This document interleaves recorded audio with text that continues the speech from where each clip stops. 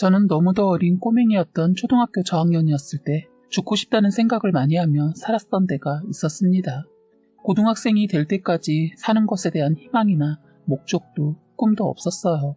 그냥 이 세상을 등지고 떠난다는 것에 대한 미련 같은 게 없었습니다.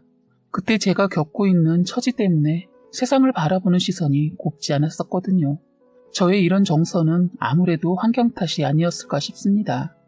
그런데 살다 보니 저에게도 꽃피는 봄날이 오더군요. 제가 이러려고 살아있었구나 라는 것을 느꼈고 살아있음에 감사했습니다. 저는 어릴 때 친할머니 손에 자랐습니다. 제 나이 4살 때 할머니 손에 맡겨지게 되었어요. 그때 2년 동안은 할머니가 저만 보면 불쌍한 우리 손녀 하면서 엄청 안쓰러워하며 저를 부여잡고 우셨어요. 갑자기 하루아침에 제가 엄마 아빠랑 떨어졌거든요. 두 분 다 하루아침에 사라져버렸거든요. 할머니는 엄마 아빠가 사라진 이유를 어느 정도는 아는 것 같았어요. 하루아침에 갑자기 어떠한 인사도 없이 엄마가 집을 나가버리고 그 엄마를 찾아 아빠도 집을 나가면서 할머니한테 연락을 했다고 해요. 저를 부탁한다고. 다급한 아빠의 전화를 받고 할머니는 저녁 늦게 저를 원으로 데리러 왔다고 했어요. 아빠가 저를 잘 부탁한다는 말에 할머니는 아들 며느리가 집으로 무사히 오기만을 기다리며 저를 돌보고 있었다고 합니다. 가끔 아빠가 안부를 전하는 전화가 왔었다고 하더군요. 그런데 아빠는 하루 이틀 시간이 갈수록 연락이 뜸해지더니 전화가 없었다고 해요. 걱정이 되신 할머니가 전화를 했더니 없는 번호라고 했다는 겁니다. 할머니는 놀란 가슴에 경찰에 신고를 해야 하나 아니면 마냥 이렇게 기다려야 하나 고민을 하고 있었는데 아빠가 전화가 왔었어요. 저는 그때 아빠 목소리를 마지막으로 들었습니다. 그게 마지막이 될 줄 정말 꿈에도 몰랐어요. 아빠는 저에게 할머니 말 잘 듣고 있으면 엄마랑 금방 온다고, 그리고 제가 좋아하는 인형이랑 인형 옷을 사주시겠다고 했어요. 저는 아빠랑 약속하고 할머니도 아빠랑 짧은 통화를 하고 끊으셨어요. 전화를 끊고 할머니는 저에게 그거 봐, 아빠가 금방 온다고 하지? 우리 조금만 더 기다려보자 하셨어요. 그때서야 할머니는 아빠의 연락이 없어도 크게 걱정하지 않고 마냥 기다리셨어요. 하지만 시간이 가도 엄마 아빠 소식을 들을 수 없었다고 합니다. 그래도 할머니는 포기하지 않고 그냥 올 거라는 기대를 하고 기다렸다고 하네요. 그러자 할머니는 하루가 멀다 하고 자꾸 우셨어요. 할머니가 울면 저도 울었는데 그럴 때마다 할머니가 안 울면 엄마 아빠 온다고 했습니다. 해서 저는 울다가도 울음을 뜩 그쳤어요. 할머니 집은 저희 집에서 그리 멀지 않은 곳에 사셨는데 어린이집이 저희 집과 더 가까워서 2년 동안은 저희 집에서 할머니랑 고모랑 생활했어요. 저는 엄마가 사라지고 난 이후로 언젠가부터는 어린이집 차를 타고 집 앞에 오면 저를 마중 나온 고모가 없어서 다시 원으로 가게 되는 일이 빈번했습니다. 할머니는 고모한테 저를 받으라고 하고 일을 가셨는데 집에서 잠을 자고 나오지 않은 고모 때문에 제 기억으론 엄청 늦은 시간까지 선생님과 고모를 기다리고 있었던 것 같아요. 기다리던 고모가 어린이집에 왔을 때 고모 모습은 깨재재해서 이제 일어난 사람처럼 보였는데 그 기억이 납니다. 그때 고모는 어린이집에서 저를 데리고 나오자마자 제 손을 뿌리치더니 혼자 막 가버리는 거예요. 예전에도 친절한 고모는 아니었지만 그날따라 정말 무서운 고모로 변해서 저에게 소리쳤어요. 선생님 앞에서는 저의 머리까지 쓰다듬으면서 이뻐한 척을 하더니 갑자기 어린이집을 나오자마자 돌변을 하는 거예요. 아무리 어려도 제 기억에 그것이 선명하게 남아있어요. 저는 놀라서 어쩌지 못하고 그 자리에 얼음이 되어 서 있으니까 갑자기 빨리 안 뛰어올래? 고래고래 소리를 지르더군요. 그래도 제가 얼음이 되어 있자 고모는 단걸음에 달려와 제 등짝을 사정없이 치더니 제 팔 하나를 힘껏 잡아채더니 질질 끌고 갔어요. 저는 그때 어렸기 때문에 무서워서 울기 시작했고 우는 저를 본 고모는 조용히 하라면서 제 등짝을 또 세게 때렸어요. 저는 그 순간 놀라서 그 자리에서 오줌을 싸게 되었고 고모는 심한 말 욕 같은 것을 말하면서 엄마 욕을 했던 걸로 기억합니다. 그때 욕을 몰랐기 때문에 나쁜 말이었다는 것만 기억에 남고 정확히 기억에 남는 것은 한 단어였어요. 그런 저를 내버려두고 먼저 가버리더니 사람들이 하나둘 몰려들어 저를 쳐다보자 남을 의식한 고모는 다시 돌아와 저를 째려보면서 제 팔을 힘껏 잡고서는 빠른 걸음으로 걸어갔어요. 저는 뛰면서 끌려가듯 가게 되었어요. 원래는 어린이집에서 집까지 어른 걸음으로 얼마 걸리지 않지만 아이 걸음으로는 꽤 먼 거리인데 저를 질질 끌고 갔어요. 저는 쉬를 해서 빠른 걸음으로 가다 보니 허벅지가 많이 쓰라리고 춥고 아팠어요. 그래도 화가 난 고모에게 맞을까봐 아무 말도 못하고 계속 뛰어갔어요. 집에는 할머니가 계시지 않았어요. 할머니는 저에게 그땐 고모처럼 그러지 않았거든요. 집에 도착했는데 아무도 없자 고모는 또 저를 보고 화를 냈어요. 너 네 요정 알지? 가서 오줌 싸놓고 꺼내 입어. 목욕은 할머니 오면 하고 너 집에 그대로 있으면 할머니 금방 오실 거야.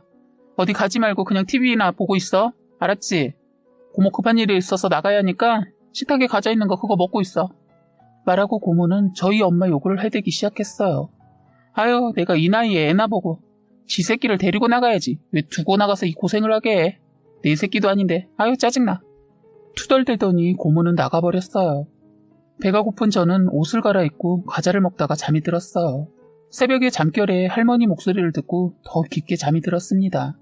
그렇게 저는 어린이집 차를 할머니가 일을 나가시면 게으른 고모 때문에 아침에 놓쳐서 아침엔 끌려가듯이 가야 했고 하원 땐 고모가 마중을 안 나와서 다시 원으로 돌아가 8시가 넘어서 또 고모 손에 끌려가듯이 집에 가게 되었어요.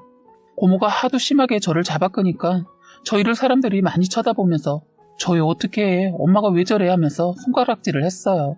고모는 아랑곳하지 않고 되려 그 사람들에게 당신 애야? 남의 일에 신경 꺼. 그리고 나 미스거든? 아휴, 이것 때문에 결혼도 못 해보고 아줌마 소리를 듣네?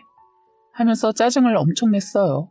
그런데 고모 그때 몸무게가 80은 넘는 정도의 등치였거든요. 저는 할머니가 1년 정도는 어린이집 차를 놓치지 않고 제 시간에 보내줘서 힘들지 않았는데 할머니가 1년 후에 일을 시작하면서 고모랑 생활하다 보니 너무 힘들었던 기억이 생생합니다. 하도 늦은 등원을 하다 보니까 나중에는 원에서 할머니한테 전화가 가면서 할머니가 일을 그만뒀어요.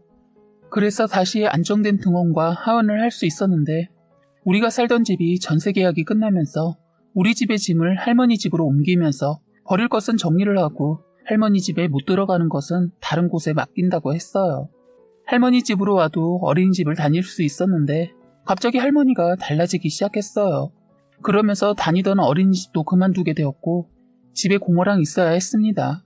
고모는 일을 하지 않고 놀고 먹으면서 먹고 자고 했거든요. 달라진 할머니는 저를 보기만 하면 억울하다 하면서 할머니 눈앞에 보이지도 말라면서 밥 처먹었으면 밥값 하라면서 고사리 손인 저에게 설거지 시키고 청소시키고 그리고 나면 방에서 나오지도 못하게 했어요.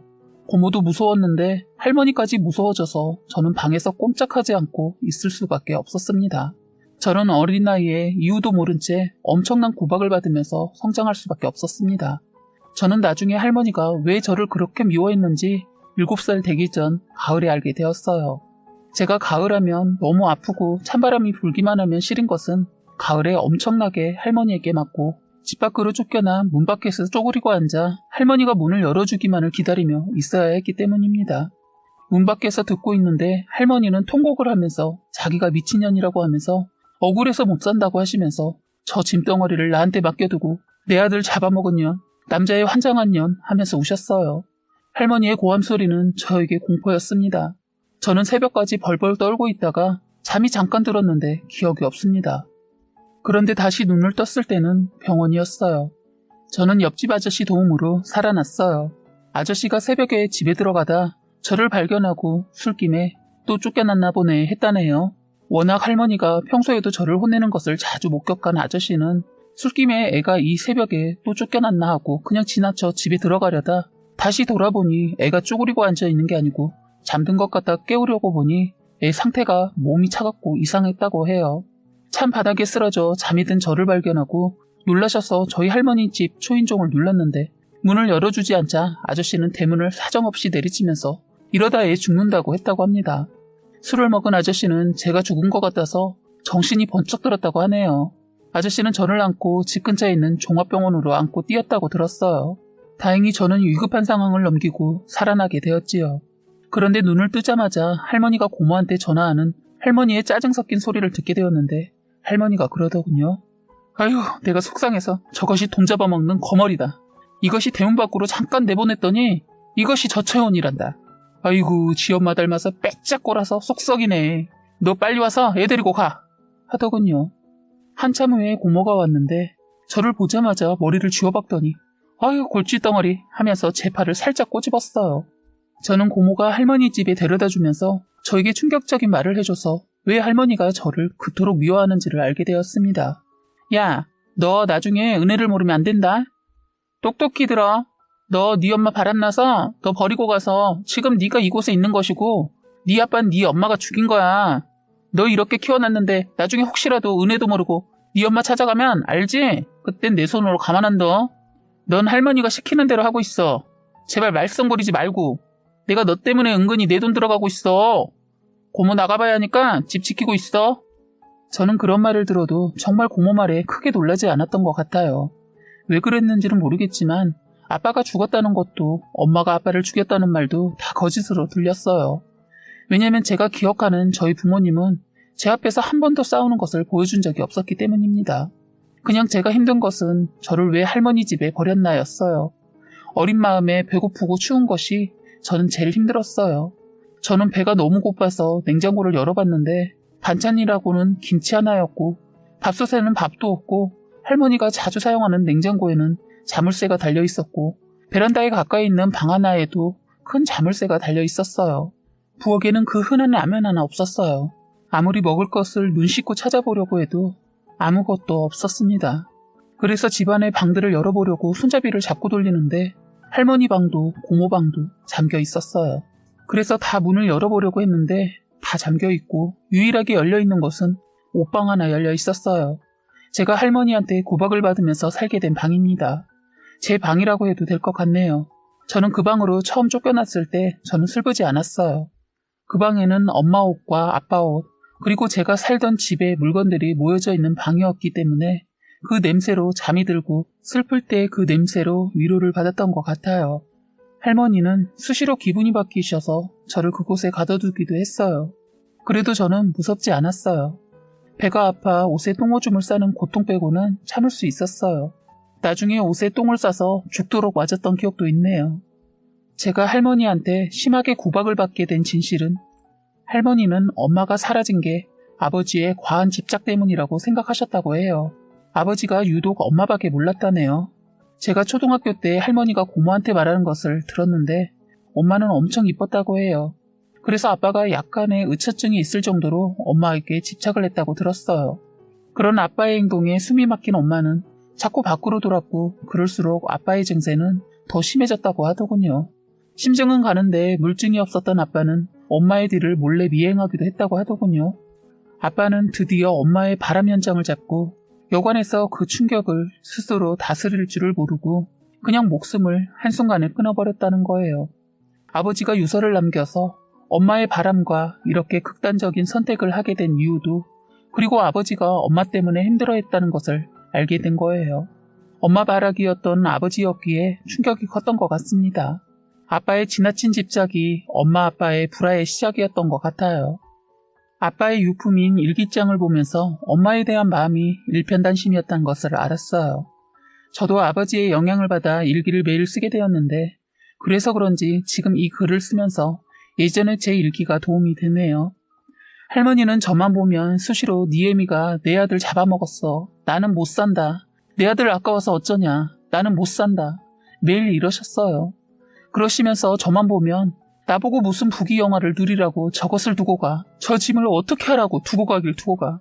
그때 할머니를 생각하면 저를 잡아먹을 것 같았어요. 나중에 알게 되었는데 할머니는 아빠 돌아가셨을 때도 저를 모르게 하고 상을 치렀어요. 그리고 할머니는 하루 날 잡아 제가 학교에 간 사이 엄마 옷이며 아빠 물건을 하나도 남김없이 다 없애버렸어요. 그때 텅 빈 방 안에 있게 되었을 때 그제서야 혼자라는 것을 실감했어요. 그러면서 절망적인 생각도 하게 되었던 것 같아요. 할머니는 시간이 갈수록 제가 엄마를 닮아간다고 엄청 저를 미워했습니다. 제가 유독 엄마를 많이 닮았다네요. 할머니는 저를 가만두지 않았어요. 그런데 제가 크면 클수록 엄마를 더 닮아가고 있는 모습 때문에 대놓고 미워했어요. 사실 제가 결혼하기 전 저는 중학교 때까지 이 모녀한테 강제 노동 아닌 노동을 당하고 돈도 갈취를 당했습니다. 저는 학교에서 돌아와서는 할머니가 아는 가게에 취직을 시켜서 키가 컸던 저는 나이를 속이고 알바를 하게 되었어요. 그 돈은 고스란히 할머니 주머니 속으로 들어가게 되었죠. 공부는 새벽에 잠을 쪼개가며 했어요. 저는 중학교를 졸업하고 고등학교도 다니려고 하는데 할머니는 돈 들어간다고 고등학교를 못 다니게 했습니다. 그때 저는 또 한 번의 저의 삶에 큰 절망을 또 느끼게 되었죠. 꿈은 없었지만 공부가 너무 하고 싶었어요. 못하게 하니까 너무나 공부에 대한 갈증이 났어요. 그때 하늘을 올려다보다가 우연히 제 눈에 들어온 곳이 교회였습니다. 저는 교회 문이 열려 있어서 조용히 들어가 기도를 했어요. 공부가 하고 싶다고, 그 길을 어떤 길인지 알려달라고. 기도를 하다 보니 저도 모르게 울게 되었습니다. 한없이 울면서 기도하는 저를 본 목사님께서 왜 우냐고 물으셨어요. 그때 저도 모르겠는데 그냥 제 살아온 사정을 목사님께 마구 쏟아내게 되었습니다. 세상이 너무 원망스럽고 저에게 이런 고통을 주는 이유가 이해하기 힘들다고, 이제는 더 이상 버틸 힘이 없다고 목사님한테 목 놓아 울면서 말했어요. 저는 속에 있는 것을 다 쏟아내고 나니 정말 온몸이 날아갈 듯이 가벼움을 느꼈고 저를 누군가가 따뜻하게 안아주는 기분이었어요. 목사님은 저의 말을 다 들으시고는 제게 기도를 해주시면서 도움이 필요하면 언제든지 찾아오라고 하셨어요. 저는 그 기분이 너무 위로받는 것 같았습니다. 그래서 저는 그 이후로 주말마다 교회를 가게 되었고 힘들 때마다 기도를 했어요. 그런데 저는 제 처지가 그래서 그런지 사람들의 시선이 느껴지는 곳에 앉지 않고 저는 한쪽 모퉁이에 앉아 조용히 말씀 듣고 왔습니다. 그런데 제가 울면서 또 기도를 하자 목사님이 제 고민을 들어주셨어요. 고등학교 돈 문제로 할머니가 학교를 보내주지 않는다고 했더니 목사님께서 저에게 걱정하지 말라고 하셨어요. 도움받을 수 있는지 알아보신다고 저를 안심시켜 주셨습니다. 교회에서 저의 사정을 알게 되면서 저는 목사님과 집사님들에게 도움을 받았습니다. 그래서 교복뿐만 아니라 여러 가지 선물도 받았어요. 저는 이런 분들의 도움으로 어렵게 고등학교를 다니게 되었습니다. 저는 제가 그분들께 고마움을 전달하고 싶은데 아무것도 할 수 없는 저는 봉사를 열심히 했습니다. 교회에 나가 청소도 하고 열심히 제 손길이 필요한 곳에 몸을 아끼지 않고 봉사했어요. 그런 저를 못마땅히 여긴 할머니는 돈도 안 되는 일을 하고 다닌다고 저에게 쌍욕하시고 저를 손에 잡히는 대로 저의 등짝을 때리셨어요. 솔직히 저도 어느 정도 힘이 있었지만 차마 할머니한테 나쁜 행동을 할 수가 없었습니다. 할머니는 제가 교회에서 도움을 받아 고등학교를 갈 수 있을 것 같다고 하자 할머니는 일단 자기 돈이 들어가지 않으니까 고등학교 가는 것을 허락하셨어요. 그런데 저는 할머니가 시키는 일은 꾸준히 하면서 학교도 다녀야 했어요. 제가 고등학교를 다닐 수 있게 허락한 조건 중에 그것도 있었기 때문에 학교를 다니기 위해 다 참아야 했습니다. 어쨌든 저에게 보호자는 할머니였으니까요. 그런데 그렇게 1학년을 무사히 마쳤는데 또 돌변을 하셔서는 고2 때 할머니가 여자가 배워봤자 사랑고실 못하고 잘난 맛에 자기를 무시한다고 말도 안 되는 생떼를 써서 저를 집안에 가뒀습니다. 제가 자고 있는 사이 저를 가다둔 거였어요. 그땐 제가 어릴 적 아기 때처럼 당하지 않고 저는 발로, 의자로 힘껏 문을 부셔서 그 집을 탈출하게 되었습니다. 갈 곳이 없던 저는 또 교회를 찾았고 저는 교회에서 도움을 받아 교회에서 생활을 하게 되었어요. 그리고 집사님들의 신고로 할머니와 고모는 조사를 받았어요. 하지만 증거 불충분으로 아쉽게도 그냥 나왔어요. 할머니는 제가 교회에 있다는 것을 알고 저를 찾아왔더군요. 저는 심야 예배가 거의 끝나갈 때쯤 배가 너무 아파서 예배당을 나와 화장실을 다녀와서 다시 예배당으로 들어가려고 하는데 갑자기 뒤에서 누군가가 제 머리채와 몸을 사정없이 잡아채는 겁니다. 순간 뒤로 뒷걸음질을 치다가 뒤로 넘어졌는데 할머니였어요. 저는 아직 예배 중인 것 같아 할머니를 모시고 나가려고 하는데 갑자기 고함을 치면서 너 이곳에 나와서 기도할 시간 있으면 나가서 돈 벌어. 왜 시간을 허투루 쓰고 있어? 하시더군요.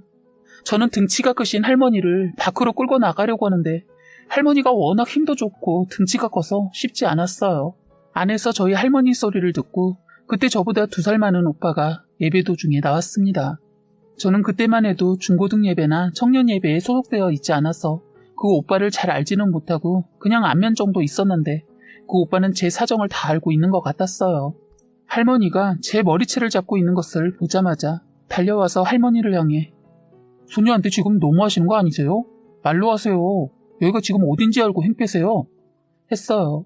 하지만 할머니는 더 기세등등 하시면서 제 머리채를 놓지 않고 뭐야 이놈아? 네가 내 손녀 때리는데 네가 뭔데 참견이야? 어린 것이 어디서 어른한테 훈계야? 남자라고 지금 노인네를 이겨보겠다는 거야? 하시자 그때 교회 안에 심야 예배를 하시는 도중 다들 사람들이 나왔어요. 순식간에 많은 사람들이 할머니를 보고 그 손 놓으라고, 할 짓이 없어서 손녀 등골 빼먹냐고, 지옥이 무섭지도 않냐고 한 소리씩 하셨어요. 할머니는 나는 지옥 같은 거 안 무섭다. 지금이 지옥이다. 다들 남의 가정에 참견 말고 다들 꺼져 하시면서 저의 머리채를 놓지 않으셨어요. 오빠는 안 되겠는지 특단의 조치로 경찰 불렀으니까 냅두세요.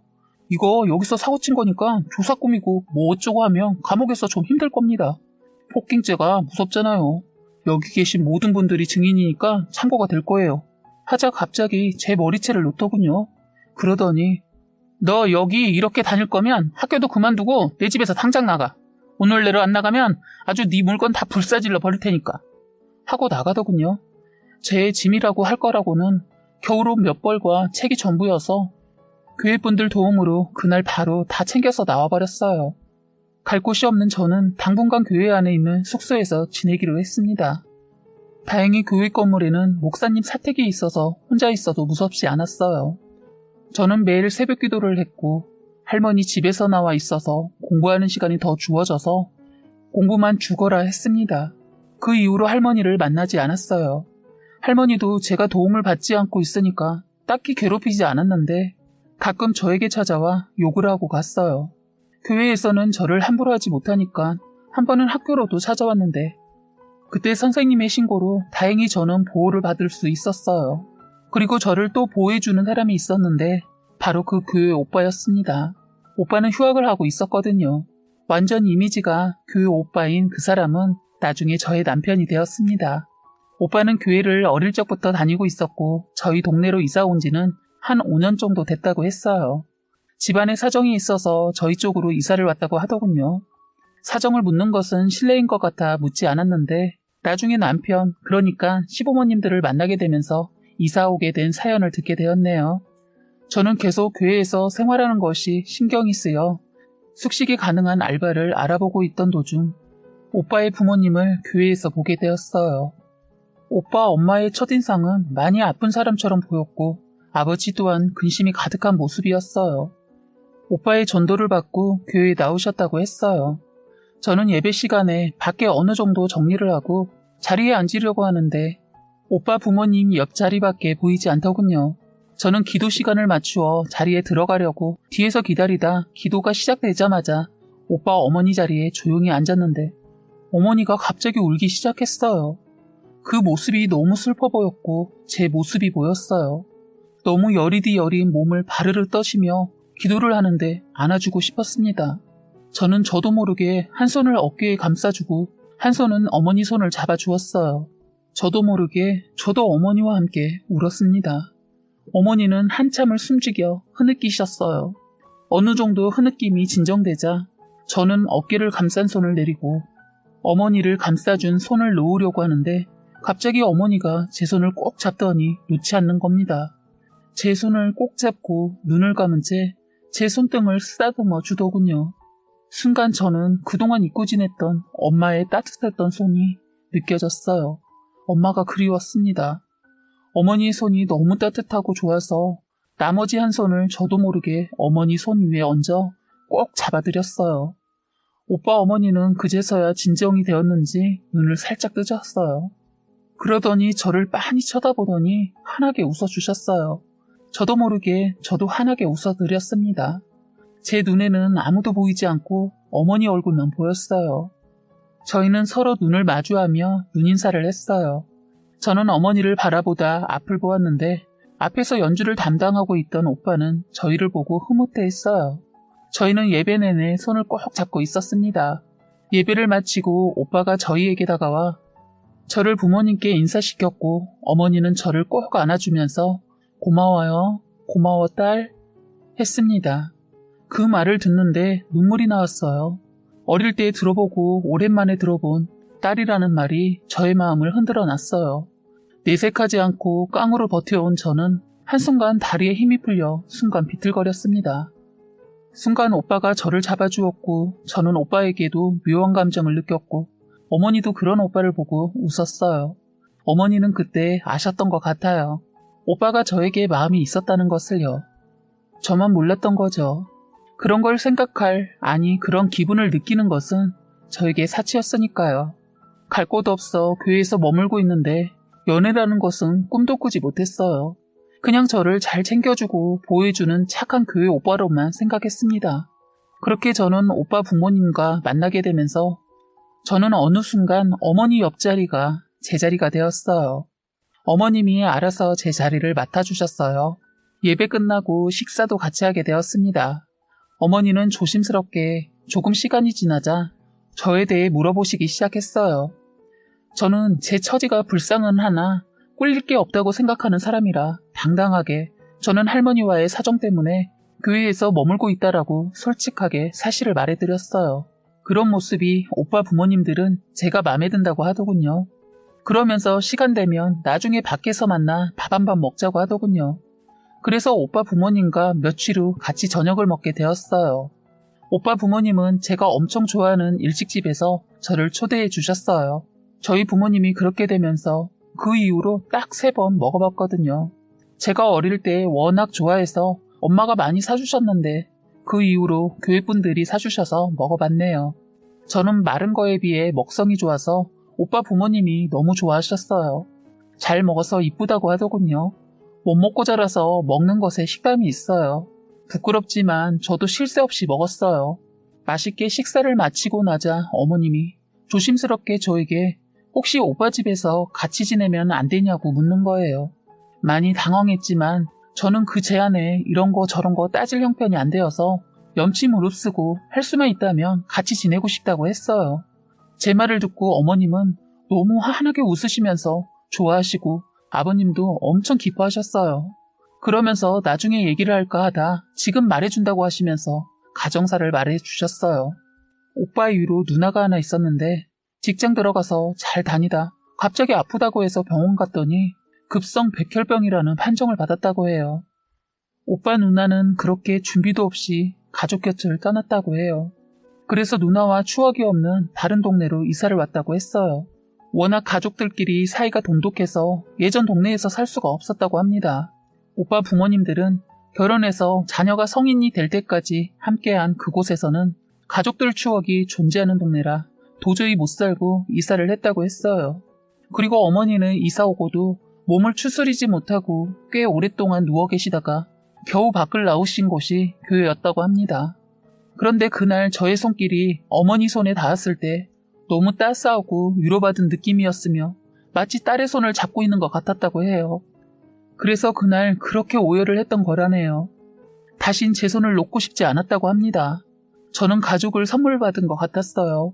그렇게 해서 저는 시누이가 될 수도 있었던 오빠 누나의 방을 쓰기로 했습니다. 어머님은 이사를 하시고도 딸의 방을 꾸며놓으셨고 딸의 소지품도 간직하고 계셨어요. 그것들을 저에게 다 주고 싶다고 하셨습니다.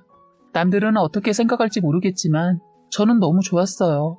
언니 옷도 저랑 체격이 맞아서 그런지 하나도 버릴 게 없이 다 저에게 맞았어요. 저는 거부하지 않고 언니 거를 다 받았습니다.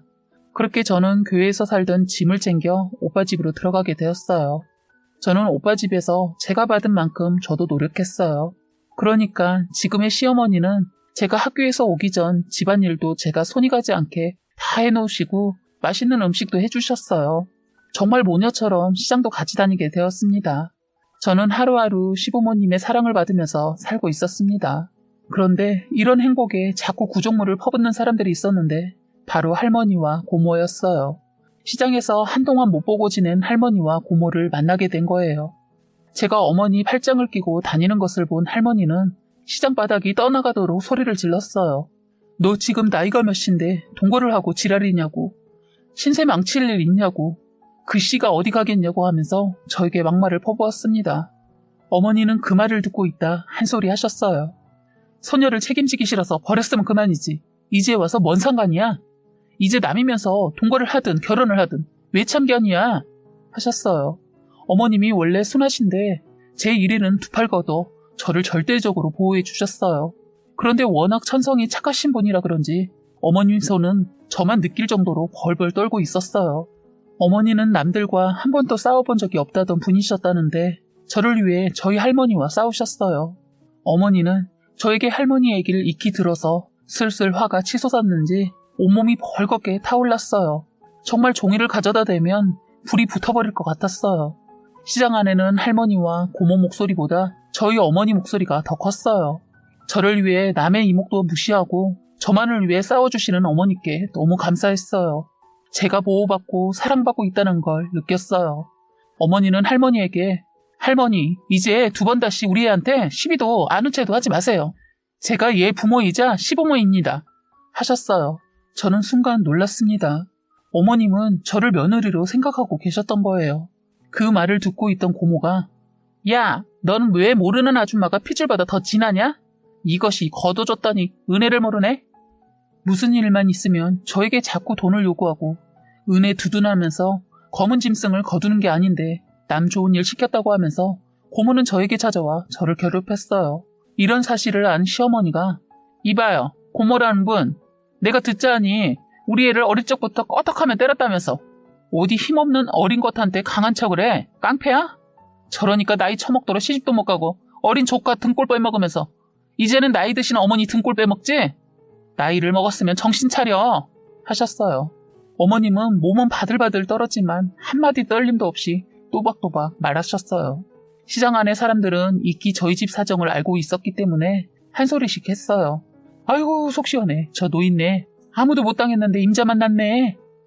미나가 이제 엄마 같은 시어머니를 만났네. 미나 복이 터졌네. 어린 것이 고생이 많았는데 저 노인네 죽지도 않아. 아들 먼저 보내놓고도 그 보상금으로 딸하고 둘이서만 호화없이 누렸잖아. 미나한테 나중에 준다고 해놓고 다 빼돌렸다고 하던데 이러면 법이 왜 있어. 저 고모가 더 도둑년이야. 하자 할머니가 뭐 이년들아 저리 못 가? 내 자식 목숨값으로 내가 먹고 살았는데 이년들이 뭔 상관이야. 그 주둥이를 다 찢어버릴 테니까 어디 한번 직거려봐 이년들아. 흥분을 있는 대로 하면서 어머니한테 말발이 못 먹히니까 시장 상인들한테 주민들한테 화풀이를 했어요. 그러면서 할머니 한다는 소리가 그러면 내가 이제 미나 전년 죽든 살든 이제 신경 안 쓸 테니까 내가 키워준 돈이나 지불해. 아니 이게 무슨 말 같지도 않은 개 같은 소리를 하더군요. 시어머니 확실하게 끝장을 봐줬어요. 왜 내가 그걸 당신한테 줘야 하는지는 모르겠지만 도대체 얼마를 원하는지 들어봅시다. 못 줘도 1억은 줘야지. 이봐, 노인네가 노망을 냈나? 그래, 그럼 내가 1억 주면 당신이 미나 대신해서 받아놓은 아들 사망보험 있었다고 들었는데 그거 다 돌려주고 둘이 사기죄로 감옥에 다녀올 거야? 그래야 정신 차릴 거야? 한번 갈 때까지 가봐? 내가 내일이라도 아니 지금 변호사한테 전화해서 접수할 거니까 그렇게 한번 해보자고 했더니 갑자기 고모가 엄마 그만해. 우리가 불리해. 빨리 가자. 하면서 자기 엄마 끌고 가는데 할머니는 분한지 욕을 마지막까지 날리면서 갔어요. 시장에선 다 지켜보고 있다가 그렇게 끝이 나자 하나같이 하나가 된 듯 다들 환호성과 함께 박수를 쳐주었어요. 어머니는 집으로 돌아오는 길에 저에게 그랬어요. 너 혼자가 아니야. 너에게 가족이 있다는 거 잊지 마. 어디 가서 움츠리지 말고 당당하게 살아. 엄마가 너 지켜줄 테니까. 하셨어요. 저는 그 말을 듣고 어머니의 팔을 꼭 안았어요. 그 팔을 놓고 싶지 않았습니다. 일주일 있다가 어머니와 함께 떡고기를 먹으러 시장을 갔는데 그 이모님이 그러더군요. 너 그거 아냐? 네 할머니 야밤도주 했단다. 네 고모랑. 이젠 너 속 편하게 다리 뻗고 자겠다. 아이고 고생했다. 저희는 시장에서 돌아와 어머니와 또 다른 얘기를 했어요. 어머니가 저에게 꿈이 뭐냐고 묻더군요. 저는 조심스럽게 초등학교 선생님이 되고 싶다고 말했어요. 어머님은 선생님 중에 왜 초등학교 선생님을 택한 이유가 있냐고 물으시더군요. 저는 그 나이대가 가장 힘들었다고 했어요. 할머니와 고모의 엄한 체벌과 욕을 들으면서 혼자서 감당했던 그 나이가 제 자신을 생각했을 때 그때가 제일 안쓰러워서 그때 나이인 아이들을 보면서 보호해주고 안아주고 가르쳐주고 싶다고 했습니다. 저는 그때 나이 때 궁금한 것을 물으면 바로 체벌을 받아야만 했다고. 뭘 알려고 꼬치꼬치 캐묻냐고. 입 닥치고 방에 들어가 처박혀 있으라고 했다고. 그래서 저는 제가 베풀면서 스스로 위로받고 싶다고 했어요. 어머니는 제 말을 듣고 저를 꼭 안아주셨어요. 어머니는 저에게 엄마가 밀어줄 테니 하고픈 거 다 해보라고 하셨어요. 저는 그렇게 해서 시부모님들의 도움을 받으면서 공부에만 매달렸습니다. 사실 아는 분들은 아시겠지만 생각보다 초등학교 선생님 과정이 호락호락하지 않거든요.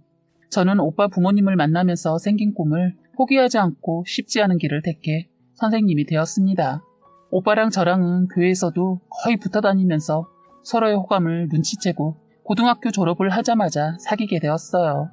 저는 오빠랑 사귀면서 저의 놀라운 재능도 발견했네요. 오빠는 교회에서 밴드를 하고 있었는데 저에게 기타 칠 사람이 필요하다고 하면서 기타를 가르쳐 주었는데 의외로 쉬웠어요. 그리고 피아노도 금방 습득했어요. 저보고 교대 말고 음대를 가라고 하더군요. 노래도 잘하고 피아노를 제법 치게 되니까 그런 농담을 하더군요. 저희는 결혼을 제가 선생님이 되고 나서 했습니다. 아이는 결혼하고 1년 있다가 생겨서 쌍둥이를 낳았어요. 어머니가 그렇게 원하시던 딸 둘을 낳았어요. 요즘 어머니와 아버님은 손녀 둘을 보느라 정신이 하나도 없어요.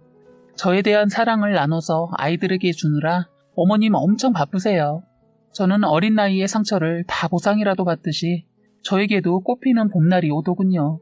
저만을 바라봐주는 남편과 딸처럼 행여나 바람에 날릴까 애지중지 해주시는 시부모님, 그리고 저의 목숨과도 바꿀 수 없는 저의 사랑스러운 딸들, 저는 너무 행복합니다. 감히 행복이란 단어를 입 밖으로 낼 수가 없어요. 행여나 이 행복을 희생해서 도둑 맞을까봐요. 그래서 저는 늘 기도합니다. 저에게 너무나도 벅찬 사랑을 주시는 시부모님과 남편, 그리고 눈에 넣어도 안 아픈 제 사랑스러운 아이들을 제게 주셔서 감사합니다. 라고. 저는 사랑받은 만큼 봉사도 열심히 다니고 있어요. 그리고 주말마다 저희는 교회에서 같이 연주를 하고 있어요. 이제 저는 제 가족을 비롯해서 제 주변에 저처럼 고통받고 있는 아이들을 위해 희생하고 봉사하면서 살려고 합니다. 참 이 소식을 깜빡할 뻔했네요. 제가 아이 낳고 소식을 들었는데 어머니께서 남편이랑 제 엄마의 행방을 알아보았나 봐요. 제가 애 낳고 혹시라도 엄마를 그리워할까봐 알아보았는데 그 소식을 안 들으니만 못한 소식을 들었네요. 제 어릴 적 엄마는 따뜻한 사람이어서 그 추억으로 버텼는데 글쎄 엄마라는 사람이 제가 출산했다는 소식을 전하니까 다신 연락하지 말라고 했다네요. 자기는 저버리고 나오자마자 결혼해서 애도 낳아서 살고 있으며 가정 깨고 싶지 않으니까 서로 보고 살지 말자고 했다네요. 솔직히 어릴 적 엄마가 그리워 생각날 때는 있었는데 그런 말을 들으니까 정이 뚝 떨어지더군요. 저는 이제 저에게 엄마는 시어머니 한 분뿐이라고 생각하면서 살려고 합니다. 오히려 그 소식과 엄마의 말을 전해 듣기를 잘했다는 생각을 했습니다. 깔끔하게 정리가 되었거든요. 그리고 마지막으로 할머니는 고모가 재산 다 가지고 도망가면서 할머니를 쪽방에 버려서 독고사 하셨다고 들었어요. 고모는 남자를 만났는데 재산 다 뺏기고 그 집에 들어가 그 남자 아이들 키우며 식모처럼 그 남자한테 맞으면서 거지같이 산다고 들었네요. 이제는 제 갈 길에 걸림돌이 없어서 얼마나 다행인지 모르겠습니다. 이제는 지금 내 곁에 있는 내 가족과 앞으로도 행복했으면 좋겠습니다. 사연은 여기까지였고요. 구독과 좋아요, 알림 설정 부탁드리겠습니다.